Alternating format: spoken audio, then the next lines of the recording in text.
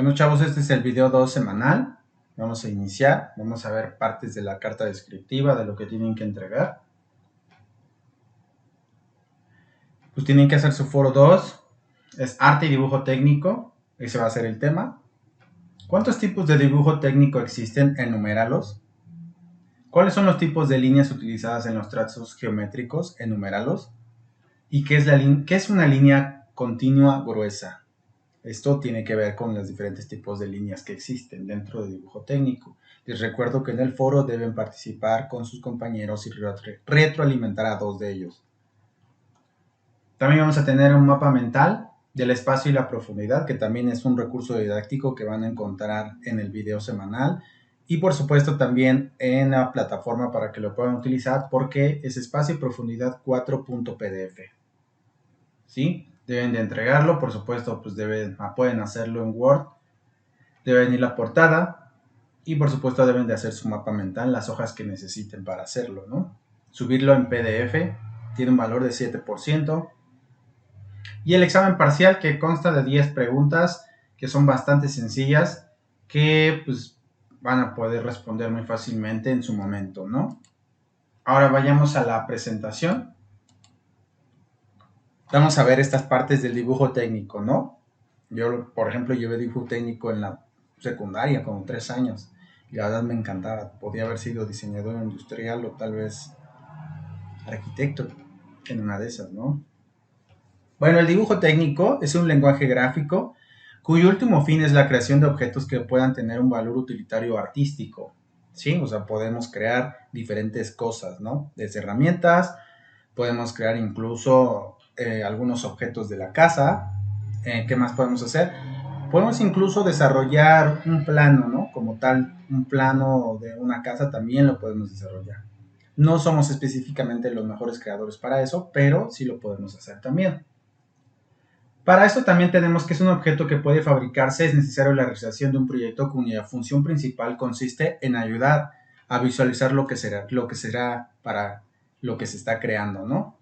También el dibujo técnico favorece la capacidad de abstracción y desarrollo de habilidades gráficas, convirtiéndose así en una valiosa ayuda formativa de carácter general.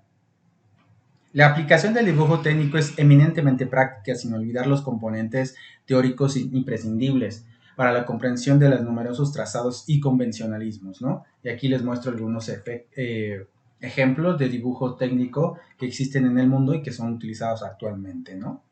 Si se dan cuenta, tenemos aquí dibujo industrial, dibujo arquitectónico, dibujo eléctrico, dibujo topográfico y dibujo geológico. Se puede hacer todas estas cantidades de variedades de dibujo técnico.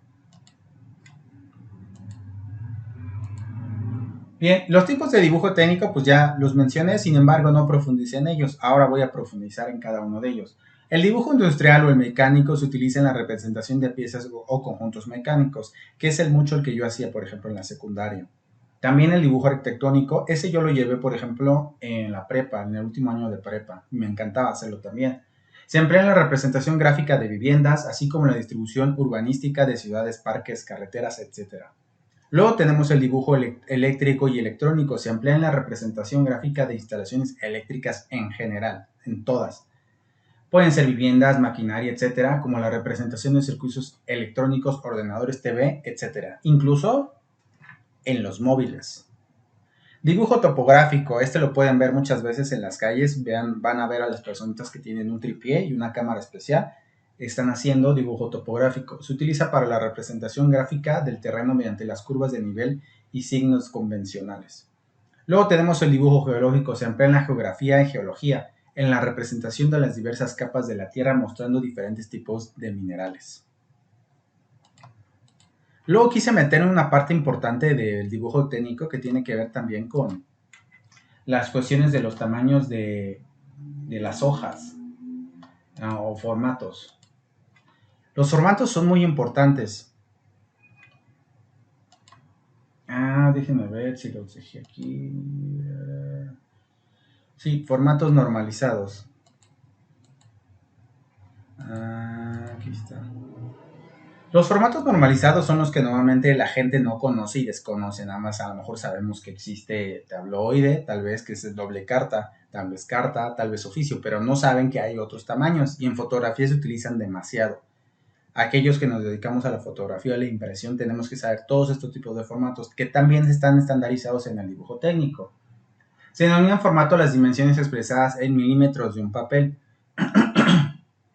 Todo dibujo técnico ha de realizarse en formatos normalizados con objeto de facilitar su clasificación y el intercambio de documentos entre distintas empresas. Se denominan formatos de base AO, que es un rectángulo de superficie de 1 o 2 milímetros cuyos lados miden 841 por 1189. En este caso, pues tendrían que ser los milímetros, ¿no? Los formatos obtenidos a partir forman la serie principal A y su designación con la letra A seguirá en el número correlativo de cada formato. Ahorita vamos a ver más claramente qué están diciendo con esto del formato con la inicial A. Los formatos de una serie se obtienen dividiendo por las dos dimensiones del formato anterior y duplicando por 2 del formato de origen. Eso quiere decir que si tenemos un formato y lo doblamos una vez y lo volvemos a doblar, ese es el siguiente formato. Estamos hablando principalmente del formato carta, que lo vamos a ir dividiendo o subdividiendo en partes más pequeñas.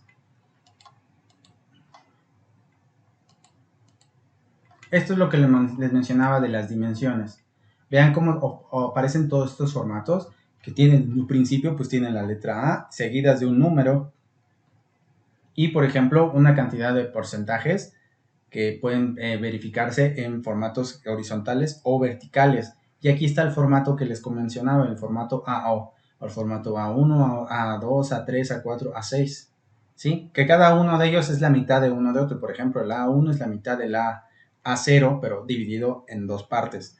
Luego el formato A1 o formato A2 es la mitad del formato del A1 y así sucesivamente. Todos ellos son más utilizados en entornos escolares, que es por ejemplo, el A4 y en ocasiones el A3. Además de la serie del A, existen otros formatos normalizados que constituyen series auxiliares como el B y el C. Los formatos de estas series no se utilizan en los planos de dibujo técnico.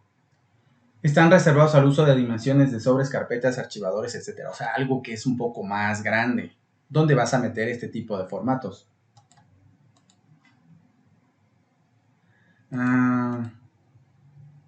Vamos a ver esta parte que es importante, que tiene que ver con el espacio y la profundidad.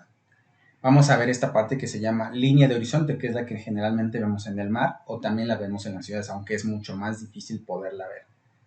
La línea de horizonte es una línea imaginaria que se encuentra siempre a la altura de los ojos del observador, o sea, donde estoy yo viendo, por ejemplo, o si estoy sentado, y cambia de ubicación con la visión de la persona que está observando. Este es un factor de referencia para interpretar la tercera dimensión o espacio y permite que se llevara a cabo un cálculo visual de la distancia existente entre el primer término y el fondo, ¿sí? Para diferenciar lo que está a los laterales, pero también el fondo del piso y del cielo. La línea convencional que apoya es trazado en perspectiva sobre la que se encuentra el punto de fuga. Los puntos de fuga son aquellos puntos que se encuentran en la línea de horizonte para marcarnos dónde se van a trazar ciertos aspectos de los alrededores cuando estamos dibujando. El cual convergen en líneas que son paralelas entre sí y perpendiculares. Paralelas y perpendiculares.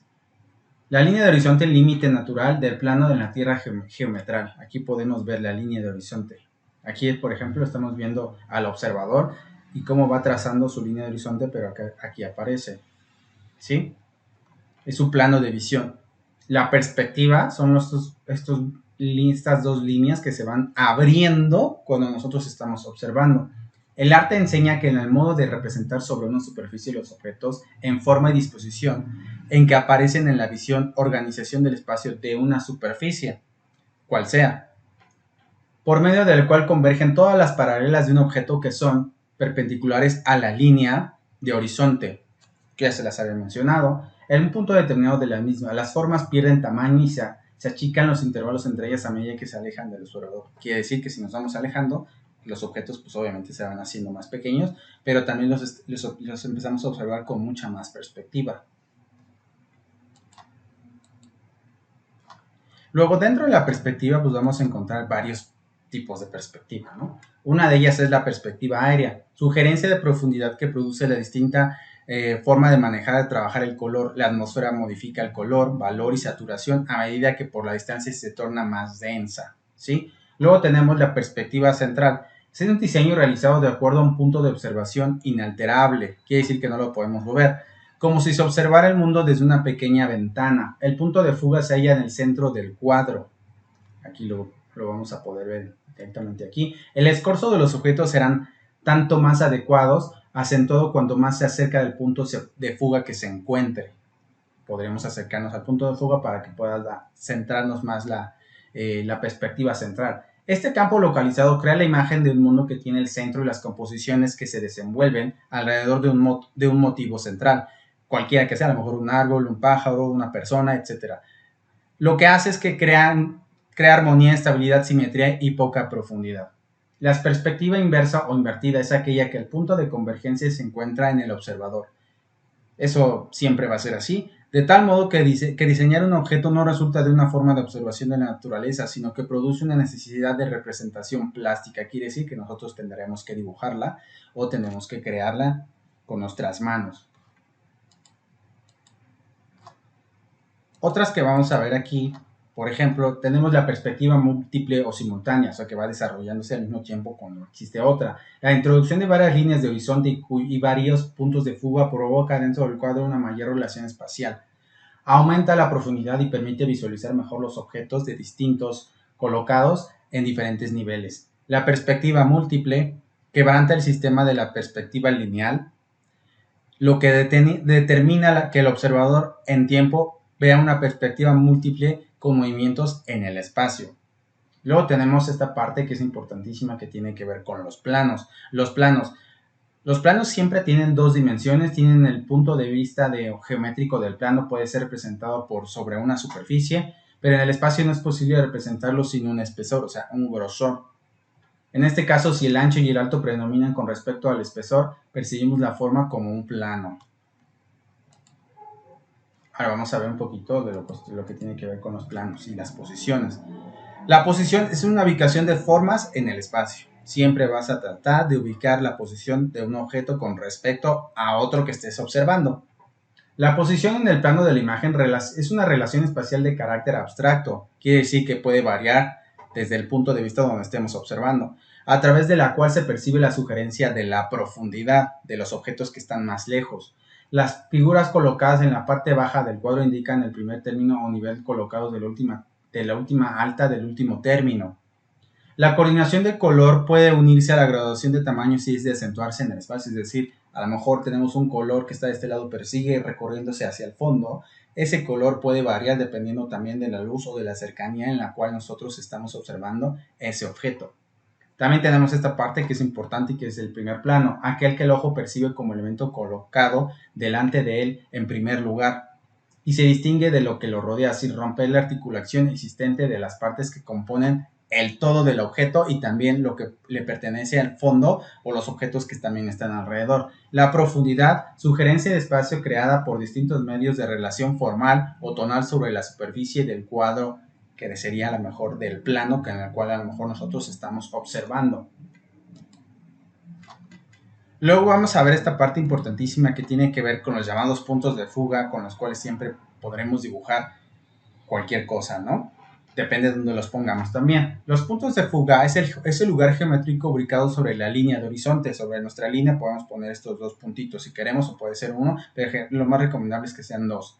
Hacia la zona hacia la del espectador mira y donde convergen las direcciones paralelas y perpendiculares de la línea del horizonte del objeto que se ve en esa perspectiva donde una persona está observando. El punto de fuga puede ser solamente uno de cada de la perspectiva central. Si el objeto fue angular, existirán dos puntos de fuga. Quiere decir que a lo mejor es un poco curvo, lo que le va a permitir que nosotros podamos distinguir dos puntos de fuga de lo que estemos observando.